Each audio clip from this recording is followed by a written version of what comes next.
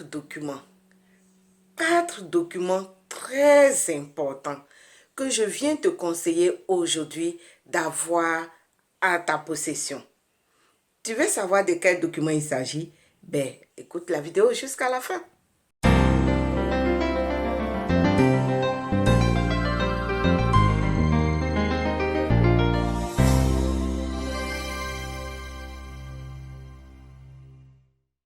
Bonjour et bienvenue sur cette chaîne.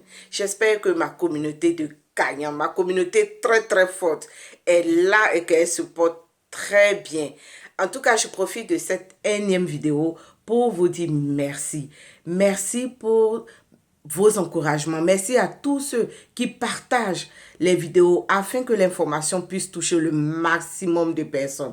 Merci à ceux qui laissent les commentaires d'encouragement, ceux qui laissent les pouces bleus pour me dire qu'ils ont aimé. Vraiment, je ne peux que vous dire merci parce que cette communauté est en train de s'agrandir et ça fait plaisir.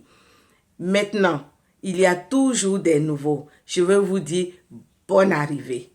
Vous êtes à la bonne place. Alors, pour ne plus manquer nos vidéos, abonnez-vous et activez surtout la cloche de notification. Comme ça, dès que je poste une vidéo, vous avez la primeur de l'information. Voilà. En tout cas, je vous dis bonne arrivée. Merci pour vos commentaires.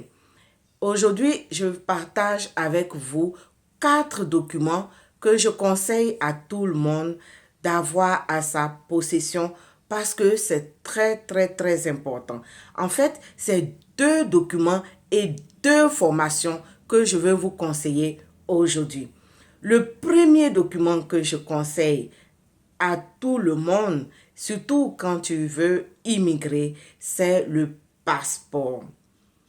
Vraiment, le passeport, là, c'est le premier document que celui qui a l'intention d'immigrer doit posséder. Ceux qui ont qui se sont inscrits pour la journée Québec, je pense qu'ils vont se retrouver dans ce que j'ai dit. Les gens ont demandé s'ils avaient un passeport valide. Si tu as répondu que tu n'as pas de passeport, bon, c'est que toi, tu sais que tu as déjà échoué. Maintenant, si tu as répondu que tu as un passeport, mais que tu sais très bien que tu n'avais pas encore fait ton passeport, s'il te plaît, cours vite, fais ton passeport. Je crois que maintenant, on dit on l'obtient en 2 ou 3 jours. Vraiment, ce n'est plus long comme avant. Donc, allez-y faire votre passeport. Ceux qui ont déjà aussi les passeports, s'il vous plaît, vérifiez que vos passeports sont valides. C'est très important. Le deuxième document que je vais vous conseiller, c'est le permis de conduire. Mon Dieu, au Canada ici, le permis de conduire, c'est vraiment, le passé, c'est comme un diplôme. Oui, c'est très important. Alors, je exhorte tous mes frères, mes sœurs qui sont encore dans leur pays d'origine à passer leur permis. Je vais vous faire une vidéo complète sur le permis. Pourquoi je vous conseille vivement de le faire à partir de chez vous. Vraiment, vous aurez l'exclusivité sur comment obtenir un permis lorsque vous ne l'avez pas quand vous arrivez ou comment peut-être l'échanger lorsque vous l'avez déjà dans votre pays d'origine. Voilà, on ne va pas aller plus loin. Je vais faire une vidéo complète là-dessus et vous aurez vraiment tous les détails. Les 2 formations dont je parlais, il y a l'informatique. Mon Dieu, aujourd'hui, nous sommes à l'ère du TIC.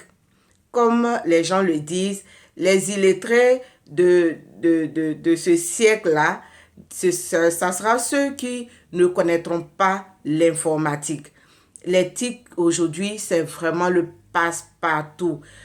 Ceux qui n'ont pas de base du tout, s'il vous plaît, prenez des cours en informatique. Entraînez-vous à utiliser l'Internet, c'est très important. Aujourd'hui, avec le système de télétravail et autres qui est en train de s'amplifier, alors si tu ne maîtrises pas l'ordinateur, tu ne maîtrises pas l'Internet, vraiment, ça va être compliqué pour toi.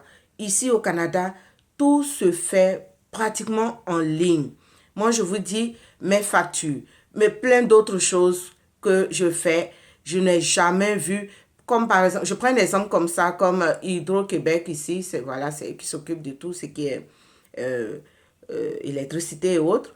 Je suis jamais allée dans une caisse pour payer ma facture comme on le fait chez nous au pays. À la fin du mois, on t'envoie ta facture, tu t'en vas à la caisse payer. Non, ici, tout est vraiment en ligne. Donc, si tu ne maîtrises pas toutes ces choses-là, ton arrivée ici, ça va être très difficile. C'est pour cela que je vous dis que je vous donne des informations qui peuvent être vous êtes capitales pour votre intégration une fois sur le sol canadien. Donc, s'il vous plaît, prenez le soin de bien maîtriser l'informatique. Vous allez arriver ici, vous allez vous promener avec le GPS. Alors, ce sont des choses qui sont liées à l'Internet, à l'informatique. Si vous ne maîtrisez pas, c'est que vous n'allez jamais sortir quand vous allez arriver ici. Parce que même si vous croisez quelqu'un dans la rue, que vous lui demandez, mon frère, je vais aller dans telle direction, est-ce que vous pouvez m'aider? Il ne peut pas parce que lui-même, il ne connaît pas. Lui aussi, il se déplace avec le GPS. Nous tous, on se déplace avec le GPS. C'est pas facile, mais bon, il faut s'y habituer. La deuxième formation que je veux conseiller aussi à tous mes abonnés, c'est l'anglais. Anglais. Vous voyez que je suis en train de rire. J'insiste, je persiste et je signe. S'il vous plaît. Pour ceux qui ne comprennent pas un mot comme moi, je suis arrêtée ici là. Commencez à prendre des cours d'anglais. L'anglais aujourd'hui, c'est vraiment impératif. Même si tu veux venir dans la partie, au Québec, dans la partie francophone, il faut que tu aies une base en anglais. C'est vrai qu'au Québec, c'est francophone. Ça veut dire que l'administration est en français. Vraiment, les services sont en français. Et l'école est donnée en français. Mais quand tu vas aller travailler, c'est là que tu vas voir l'importance d'avoir une base en anglais, surtout pour ceux qui vont faire le service à la clientèle. Donc, dès maintenant que votre processus est en cours, profitez pour peut-être 3 mois ou je ne sais pas combien de temps, vous pouvez déjà avoir une certaine base en anglais. Si vous voulez aller dans la partie fédérale, là même, là, c'est grave. Parce que là-bas, tout le service en anglais. Alors, si tu n'as pas de base en anglais, là, je ne sais pas comment est-ce que tu vas te débrouiller. Aujourd'hui, beaucoup de personnes vont s'inscrire au programme d'entrée express. Sachez que l'entrée express est dans la partie fédérale. Si tu trouves du travail dans la partie fédérale, peut-être que l'entrevue même que tu vas faire, ça sera en anglais. Tu vas aller travailler, même si on te dit que tu vas travailler en français, mais il faut bien que les gens te communiquent en anglais et que tu comprennes avant de pouvoir faire le travail en français ou recevoir tes clients en français. Donc, c'est très important. Tous ceux qui font le service à la clientèle, tu peux avoir des clients en face de toi. Il faut impérativement que vous appreniez l'anglais. J'ai insisté plus, vous avez vu sur l'anglais, parce que ça peut être un handicap dans votre processus d'immigration. Voilà. Ce sont ces 4 documents, ces 2 documents et 2 formations que je voulais partager avec vous. J'ai une de mes abonnées qui m'a demandé comme ça, Madame Kofi, je suis encore au pays, qu'est-ce que vous me conseillez comme formation? Je lui ai tout simplement dit, ma chérie, apprends l'anglais. Parce que ici, là, si tu es bilingue, vraiment, tu ne peux pas imaginer comment ça t'ouvre les portes. Être bilingue ici, là, c'est trop, trop, trop bon. Mais si tu ne parles que le français, tu es limité, tu vois. Donc, vraiment, je vous conseille d'apprendre l'anglais. Voilà ce que je voulais partager avec vous. C'est toujours un plaisir pour moi, vraiment, de partager avec vous mes connaissances, mes recherches.